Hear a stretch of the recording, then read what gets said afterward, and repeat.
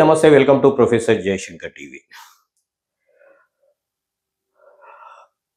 కేంద్రంలో గత కొన్ని రోజులుగా ఒక చర్చ జరుగుతుంది. అదేంటిదంటే ప్రధాని మోడీ తల్లిని అవమానించారని చెప్పి ప్రధాని మోడీ ప్రెస్ మీట్ పెట్టి నా తల్లిని అవమానించారు, ఇది దేశంలోని అందరి తల్లులను బిడ్డలను అవమానించినట్టు అని చెప్పి మోదీ మాట్లాడుతున్నాడు. మరి అదే మోడీ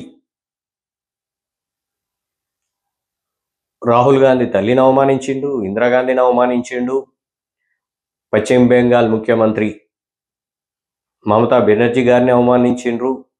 ఇది మోడీ అవమానించిండు. ఇంకా నీ కార్యకర్తలు, నీ వాళ్ళు, ఆ లోకల్లో ఉన్న తల్లులను, తండ్రులు, ఎంతో మంది ఆడబిడ్డలను ఎన్నో రకాలుగా అవమానించారు. మరి అప్పుడు ఎందుకు నువ్వు స్పందించలేదు? మణిపూర్లో ఆడబిడ్డలను రోడ్డు మీద బట్టలు తిప్పినప్పుడు అప్పుడు నీకు ఆడబిడ్డలు గుర్తు రాలేదా? ఆ రోజు నీకెందుకు గుర్తు రాలే? ఆ రోజు నీ తల్లి గుర్తు రాలేదా?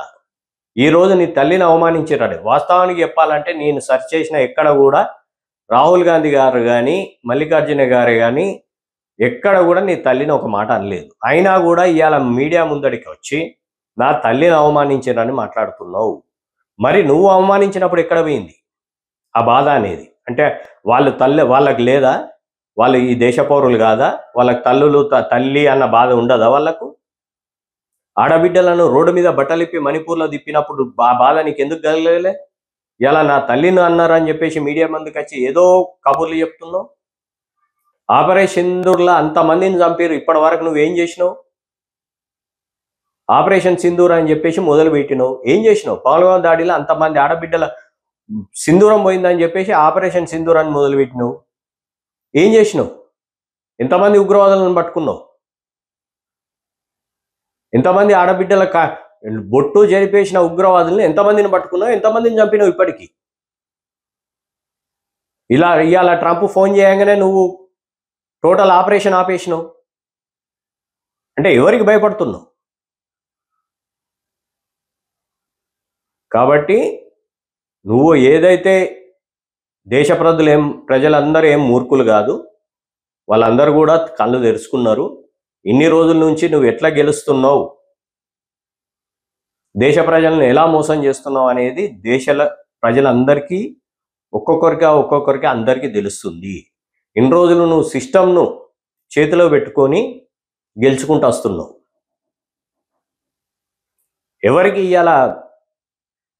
ఎవరికి మంచి జరిగింది నీ పాలన వల్ల?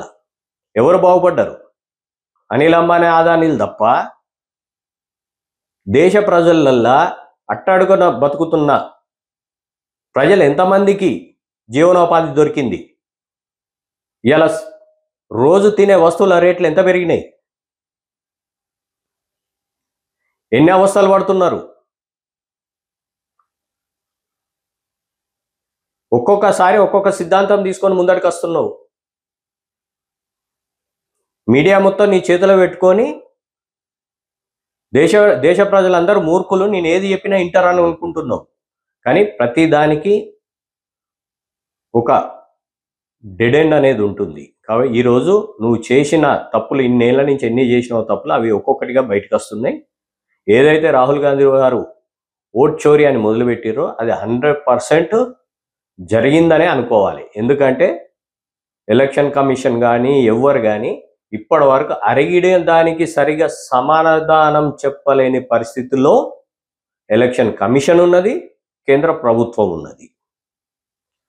ఎలక్షన్ కమిషన్ మేము వీడియోలు ఇవ్వలేము, ఆడబిడ్డల వీడియోలు అవి అంటే అదేమన్నా ఓటేయడం అనేది తప్ప? ఓటేయడం అనేది తప్పు పద్ధత? ఎందుకు ఇవ్వలేరు వీడియో? డిజిటల్ డేటా ఎందుకు ఇవ్వలేరు? ఇవ్వడానికి ప్రధాన ప్రతిపక్షము ఎల్ఓపి లీడర్ అడిగినప్పుడు ఇవ్వడానికి ప్రాబ్లం ఏంది మీకు? మీరు ఎటువంటి తప్పే చేయలేదు, మీ దగ్గర తప్పే లేదు, ఇవ్వడానికి ప్రాబ్లం ఏంటి?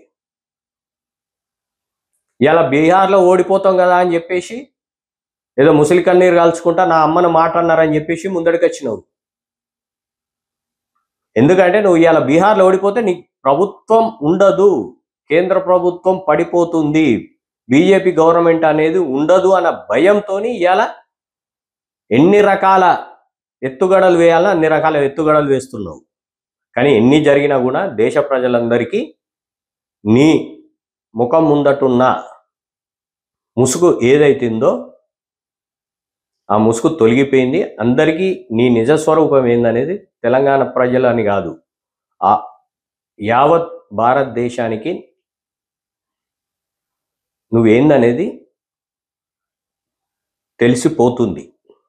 నీ సోషల్ మీడియా కానీ, నీ వాట్సాప్ గ్రూపులు కానీ ఎవరన్నా మాట్లాడితే హిందూయిజం అని, ఉగ్రవాది అని, వీళ్ళు హిందువులు కాదు అని చెప్పి నువ్వు మాట్లాడతావు.